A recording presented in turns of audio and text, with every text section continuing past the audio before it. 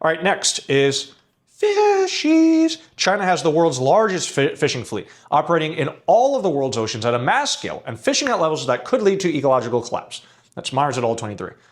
Quote, having severely depleted stocks of its own coastal waters, China now fishes in any ocean in the world on a scale that dwarfs some countries' entire fleets. The fleet has also been linked to illegal activity, including encroaching on other countries' territorial waters, tolerating labor abuses, and catching endangered species.